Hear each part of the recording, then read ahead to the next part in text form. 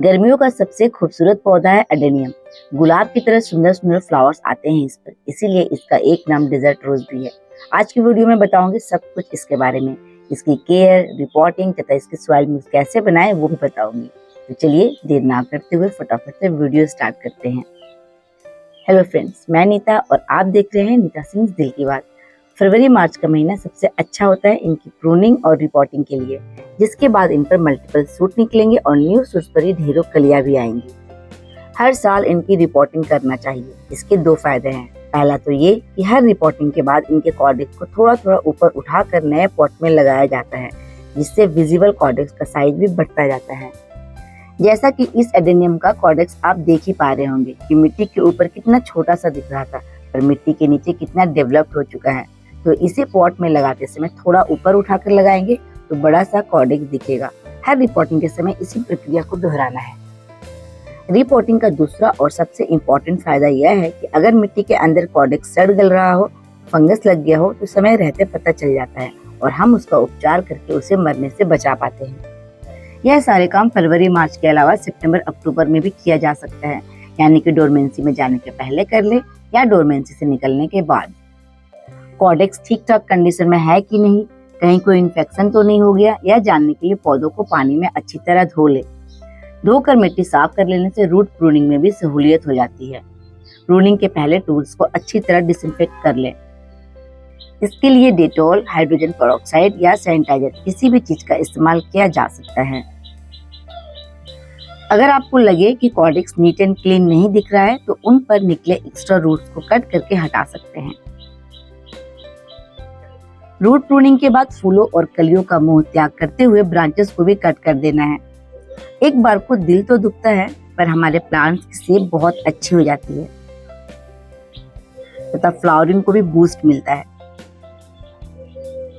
कटे हुए ब्रांचेस को फेंकना नहीं है, बल्कि इनकी कटिंग लगाकर नए नए प्लांट बनाया जा सकता है। कटिंग प्रूनिंग के बाद एक बहुत इंपॉर्टेंट स्टेप है जिसे बिल्कुल भी स्किप नहीं किया जा सकता। एक बकेट में फंगिसाइड का घोल तैयार करें और उस पानी में एडेनियम्स को 1 आध घंटा के लिए डिप करके रखें। इससे होगा यह कि जहाँ जहाँ भी कट लगा है इनमें, वहाँ पर फंगस लगने का खतरा टल जाएगा। जब तक ये फंगिसाइड बात एंजॉय करते हैं, तब तक हम इनकी पॉटिंग में देख लेते हैं कि उसे कैसे बनाया जाता है। जैसा कि मैंने शुरुआत में ही बताया था कि इन्हें डेजर्ट रोज भी कहा जाता है, क्योंकि ये उसी तरह के क्लाइमेट में ग्रो होते हैं। तो डेजर्ट की मिट्टी कैसी होती है ये तो हम सभी जानते हैं। सैंड और स्टोन की भरमार होती है। तो मैंने भी ले लिया है कंस्ट्रक्शन में इस्तेमाल होने वाली मोटी पीली सैंड और स्टोन चिप्स। इसके साथ ही हमें लेना है कॉम्पोस्ट प्लांट की अच्छी ग्रोथ के लिए। वुड चारकोल जो सॉइल कंडीशनर का काम करता है तथा सॉइल को वेल ड्रेन भी बनाता है। एक मुट्ठी के करीब नीम केक जो कीड़े मकोड़ों से प्लांट की रक्षा करेगा। बोन मिल जो अत्यधिक फ्लावरिंग में हेल्प करेगा। एप्सम सॉल्ट जो रिपोर्टिंग शॉक से पौधों को बचाता है। And last but most important fungicide जो एडेनियम में फंगस नहीं लगने देता। एक नॉर्मल 10 इंच के पॉट के हिसाब से बता देती हूँ। इनका रेशियो 40% नॉर्मल गार्डन सॉइल में 40% सैंड और 20% कॉम्पोस्ट मिला ले। ये हो गया बेसिक पॉटिंग मिक्स एडेनियम के लिए। अब इसे जितना एडवांस बनाना चाहे बना सकते हैं। जरूरी नहीं कि मैंने जितनी सारी चीजें बताई वो सभी के पास हो। जब मैं बिगनर थी तो मेरे पास भी ये सारी वस्तुएं नहीं होती थी। इस बेसिक सॉइल में एक एक मुट्ठी के करीब neem cake powder, wood charcoal, stone chips, bone meal तथा एक एक चम्मच के करीब एप्सम सॉल्ट और फंगिसाइड की मात्रा मिला लेंगे। ये सभी चीजें थोड़ी कम ज्यादा भी हो जाए तो कोई बात नहीं, क्योंकि मैंने सभी ऑर्गेनिक चीजें ही ली है, केमिकल का प्रयोग नहीं किया है।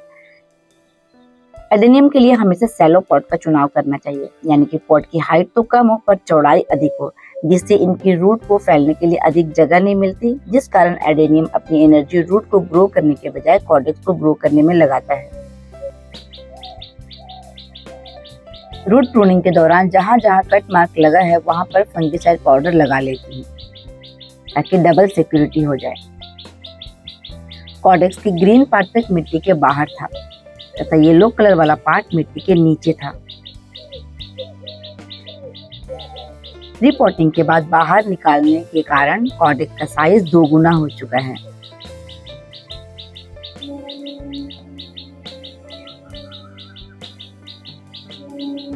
फंगिसाइड के घोल वाले पानी को ही इसमें दे देना है।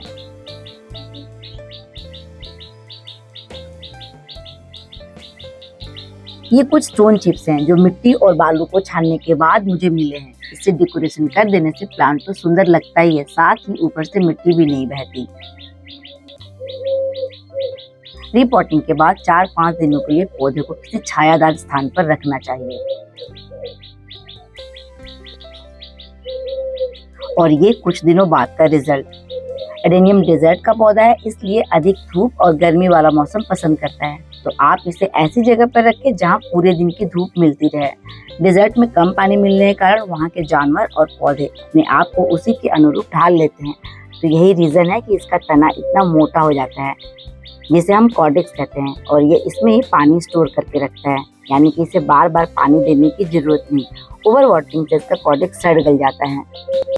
ये फ्लावरिंग प्लांट है, सो इसे बोन मिल और पोटेशियम रिच फर्टिलाइजर दे। वीडियो में दी गई जानकारी अच्छी लगी हो तो वीडियो को लाइक कीजिएगा। एडेनियम से रिलेटेड कुछ और जानना चाहते हो तो कमेंट करके पूछ सकते हैं। एडेनियम लवर फ्रेंड के साथ वीडियो को शेयर कर दे। और यदि चैनल पर नए हो या अभी तक सब्सक्राइब नहीं किया हो तो जरूर से कर ले, क्योंकि मैं अपने चैनल पर प्लांट और गार्डनिंग से रिलेटेड इन्फॉर्मेटिव वीडियोस लाती रहती हूँ। ओके फ्रेंड्स, मिलते हैं फिर नेक्स्ट वीडियो में किसी और प्लांट के साथ। तब तक के लिए बाय।